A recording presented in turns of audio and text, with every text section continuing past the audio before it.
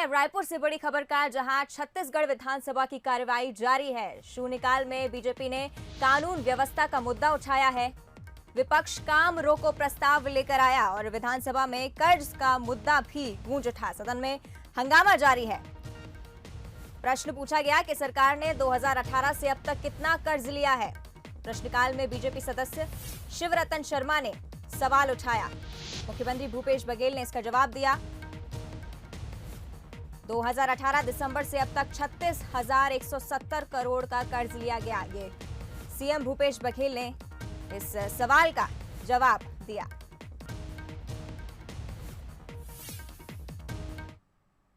माननीय मुख्यमंत्री जी ने स्वीकार किया है कि 18 दिसंबर से अब तक 36,170 करोड़ रुपए का ऋण प्रदेश सरकार ने लिया है।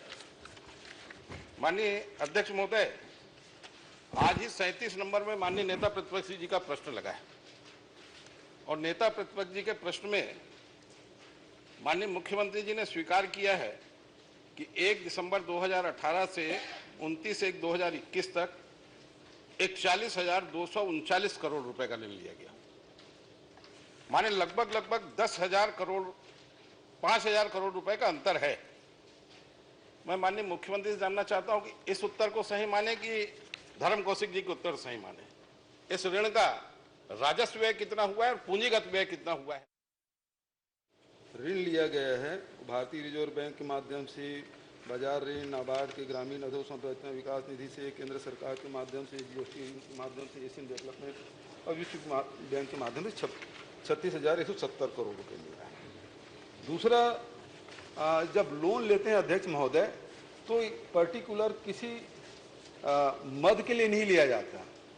लोन लिया जाता है, सरकार ऋण लेती है और उसमें खर्च करती है।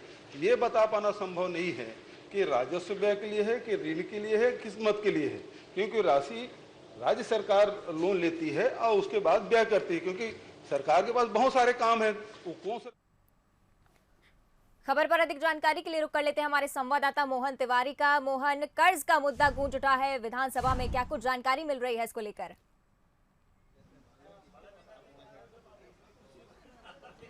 देखिए, विधानसभा के आज दूसरे दिन दिवंगत नेताओं को श्रद्धांजलि देने के बाद कई सिलसिलेवार मुद्दे उठे, लेकिन दो महत्वपूर्ण उल्लेखनीय मुद्दे रहे जिन पर आज जो सदन है वो हमें गर्म दिखाई दिया। अगर प्रश्नकाल की अगर हम चर्चा करें तो प्रश्नकाल में आज वही मुद्दा फिर से उठा जिसको लेकर विपक्ष कई बार हंगामा कर चुका है और सदन के बाहर उसके जो तीखे आरोप हैं वो सरकार को झेलने पड़े हैं, और वो आरोप हैं कर्ज सरकार के द्वारा ज़्यादा लिया जाना। आज प्रश्नकाल में बीजेपी के जो सदस्य हैं शिवरतन शर्मा, उन्होंने ये सवाल लगाया था कि 2018 के बाद अब तक कितना कर्ज सरकार के द्वारा और किन किन एजेंसियों से लिया गया है।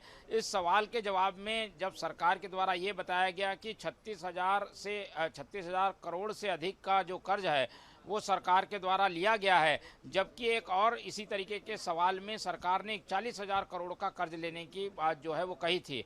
इन दो तरह के उत्तरों को लेकर आज जो विपक्ष है उसने सरकार को घेरने की कोशिश की और उसका बार बार यही सवाल था कि दो अलग अलग जवाब एक ही सवाल से संबंधित क्यों आए हैं और इसका क्या स्पष्टीकरण है। तो इस पर मुख्यमंत्री ने अपनी ओर से सफाई देने की सदन में कोशिश की। बताया गया कि दोनों के जो समय अंतराल है उसमें 1 महीने का अंतर है और इसीलिए करीब 10,000 करोड़ का अंतर जो है वो यहाँ पर देखा गया है। फिलहाल इस मसले पर विपक्ष ये चाहता था कि कहाँ पर ये खर्च हुई, कर्ज लेने के बाद खर्च किया गया है, और उसको लेकर सदन में गहमा गहमी और हंगामे को हमें देखने को मिला।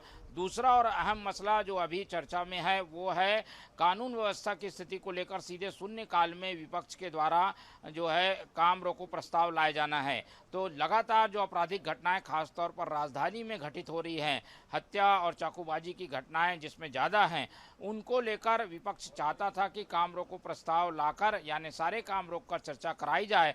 हालांकि इस पर सदन में गृह मंत्री का जवाब अपनी ओर से आया है, लेकिन इस पर चर्चा हो या ना हो इसको इसको लेकर फिलहाल सदन में बहस चल रही है। विपक्ष की ओर से तर्क यही दिया जा रहा है कि महत्वपूर्ण जो मंत्री हैं उनके भवनों के आसपास भी घटनाएं हुई हैं, राजभवन के पास भी एक मर्डर का केस सामने आया है।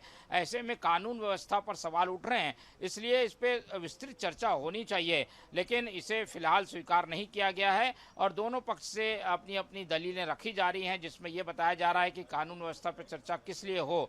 तो अभी भी स्थिति वही है, हंगामा इस मुद्दे पर भी देखने को हमें सदन में मिल रहा है। जी ठीक है, यानी कि सदन में हंगामा जारी है और कानून व्यवस्था पर ये बात हो रही। बहुत बहुत धन्यवाद मोहन आपका इस पूरी जानकारी के लिए।